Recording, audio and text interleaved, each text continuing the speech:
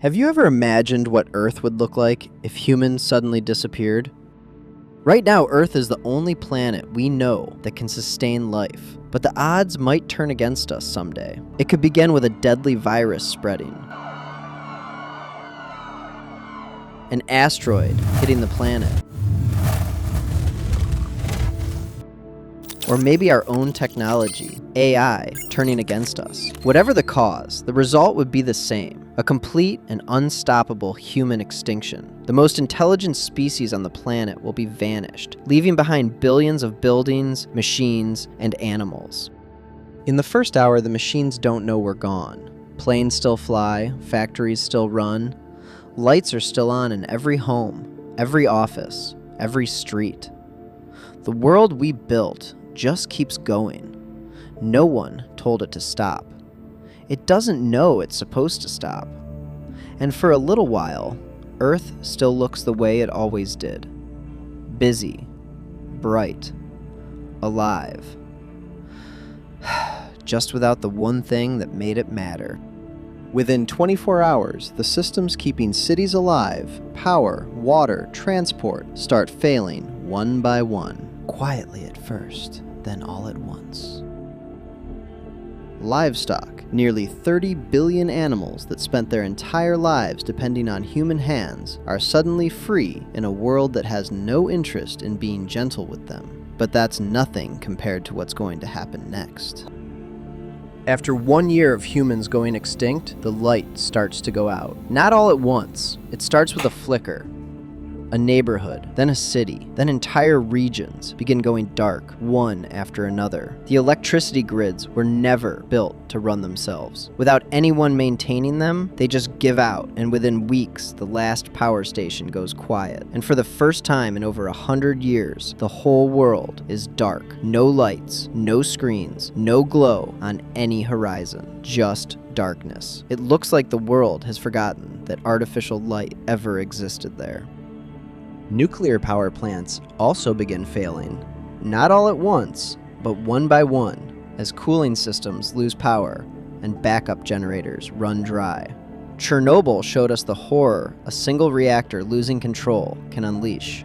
Now imagine that happening across dozens of sites worldwide, simultaneously.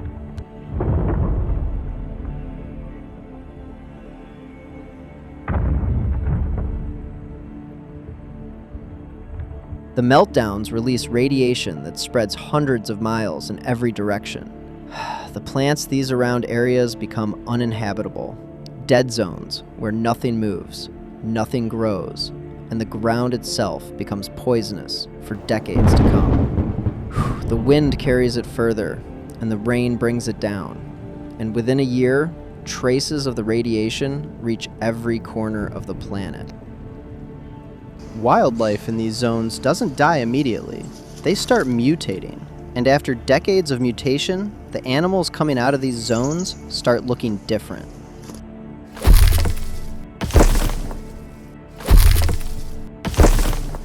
But the animals are not the only ones to change. Forests nearest to the fallout zones also begin turning. The leaves go red, and the vegetation grows in colors that don't have names yet. Plants mutate across generations. Some grow thicker, darker, almost unrecognizable. Nature doesn't always have a plan. It just adapts to whatever it's given, even poison. Then look up. 9,000 low-orbit satellites are still orbiting above all of this. But without anyone on the ground making the call, they are slowly losing their path. One by one, they drift, then descend, burning up as they hit the atmosphere. After 10,000 years, the mutations that started in year one never stopped. Each generation came out a little different than the last. After 10,000 years, the animals on this planet share almost no resemblance to what they once were.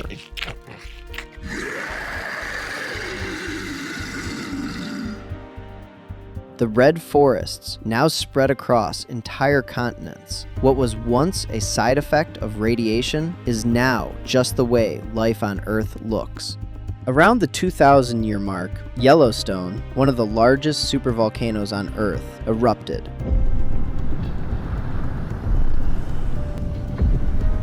It released ash that covered most of North America and blocked out the sun for decades. It was a second nuclear event, just natural this time. And just like the reactors, it wasn't alone. At the same time, the Campi Flegrei system under Italy erupted. Every city, every road, every bridge across the country was buried or destroyed. What took humans thousands of years to build was gone in days. These two were the biggest, but dozens of other volcanoes followed in the centuries after. The face of the Earth was different now. Coastlines moved completely. Entire regions were unrecognizable. Then, around 2,500 years after humans disappeared, the earthquakes started hitting differently. Japan, China, Indonesia, these countries were always the most seismically active on Earth, sitting directly on fault lines. The ground there didn't just shake, it split. And what was left of those cities, after thousands of years, simply came apart. By the 5,000-year mark, the cities are just shapes under the ground.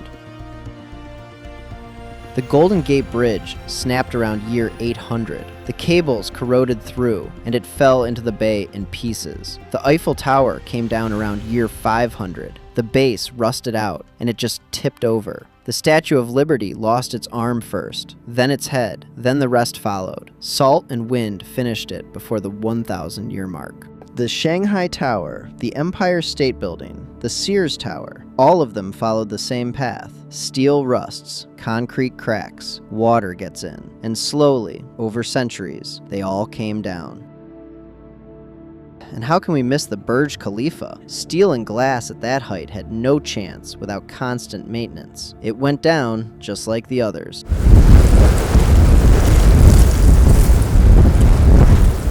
Due to aggressive sandstorms, the entire Middle East is now buried beneath the sand. What once was a glowing, vibrant city now just looks like desolate, unrecognizable desert. The pyramids are still standing. They were here before us, and they are still here without us. They were 4,500 years old in 2026, the year when we disappeared, and still largely intact 5,000 years after the extinction. They are just buried deeper in the desert.